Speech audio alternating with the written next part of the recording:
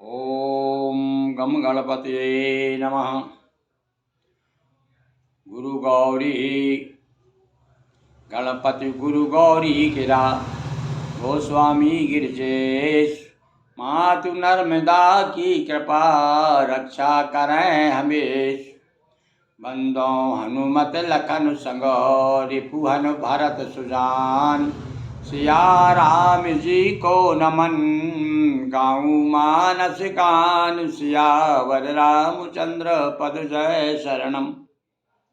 प्रसंग इसके पूर्व भरद्वाज और याज्ञवल्क्य का संवाद चल रहा था और याज्ञवल्क्य जी से जब भरद्वाज जी ने निवेदन किया, सभी जानते हैं ये कथा कहाँ हो रही है। ये कथा हो रही है भाई प्रयागराज में, और प्रयागराज की कथा उठ करके कहाँ आ गई, अब आ गई कैलाश में।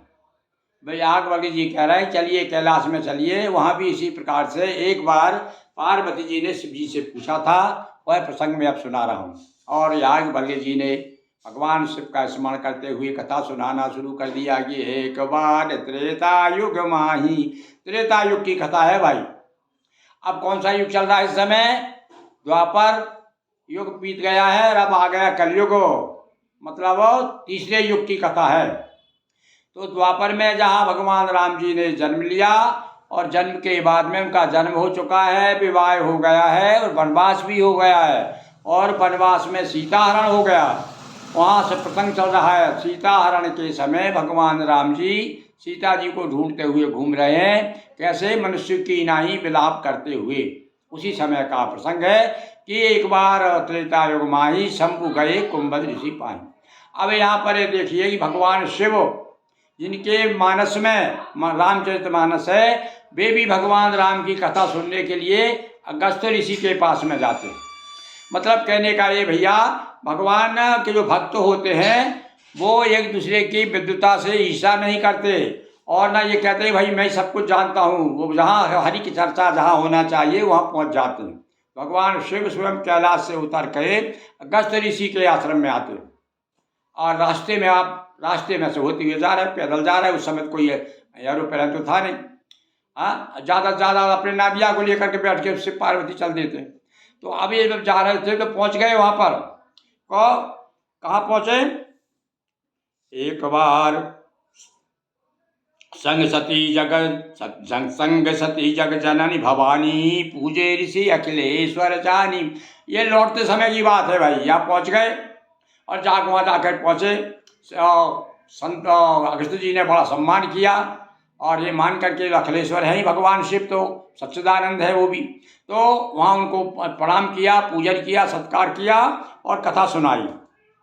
और जब उन्होंने कहा होगा शिव जी ने कि भाई हम तो भगवान राम की कथा सुनने आए हैं, तो राम कथा मुनिवर से बखानी और सुनी महेश परम सुख मानी।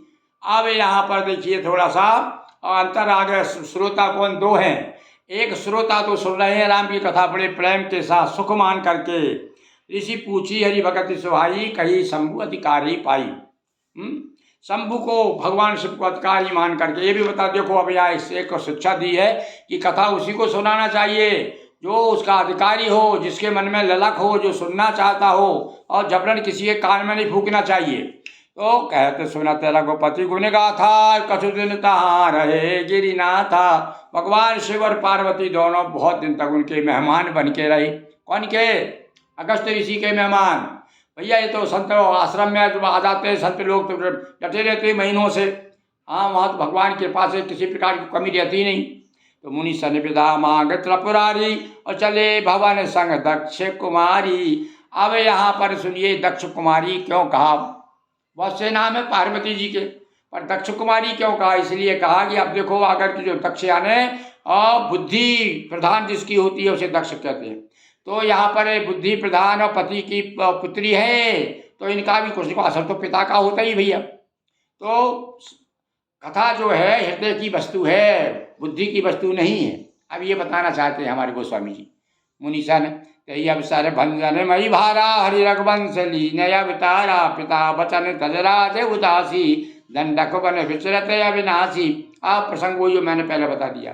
राम जी जो है दंडक वन में घूम रहे हैं पिताजी का वचन मान करके अपनी पत्नी का हरण हो गया, इसलिए वो दुखी होकर के हृदय विचारत जात हरि। कई विधि दर्शन होय, गुप्त रूप अवतरे प्रभु, गए जान सबको सियावर रामचंद्र की जय। अब जो भारद्वाज जी ने पूछा था कि सो अवधेश कुमारा, और क्या वही राम है जिसे भगवान शिव बसते रहते हैं, या वो राजा के लड़के हैं? अब यहाँ पर उन्होंने उसका भेद खोल दिया, कहलवा दिया, भगवान शिव से ही कहलवा दिया उन्होंने।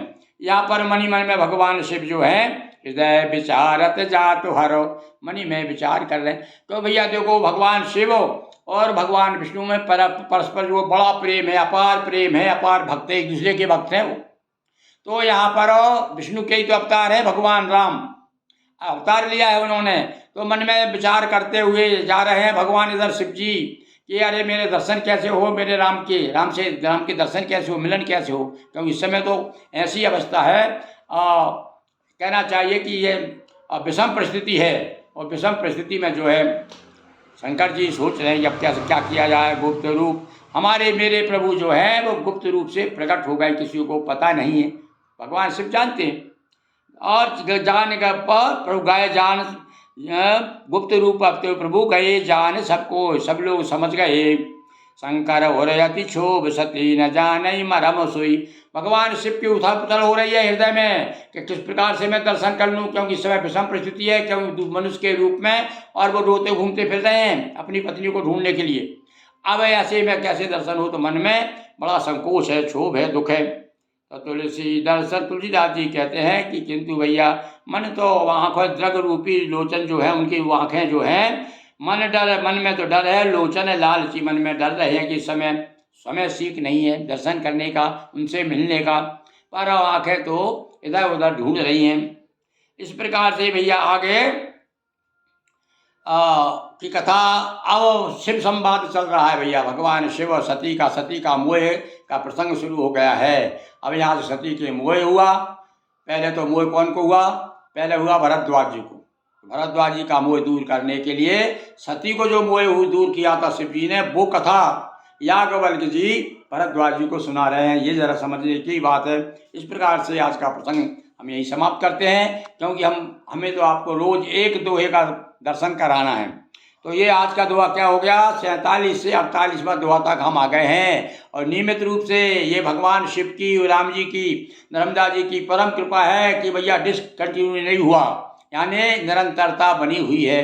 हम भगवान से प्रार्थना बार बार करते हैं कि एक दो वही भले, पर निरंतरता बनी रहे, हम आपके सामने कुछ ना कुछ सुनाते रहें। बोलिए सियावर रामचंद्र की जय, पवन सुत हनुमान की जय, बटुक भैरव देव की जय, अखिलेश्वर महादेव की जय, नर्मदा मैया की जय। हर हर महादेव शंभो।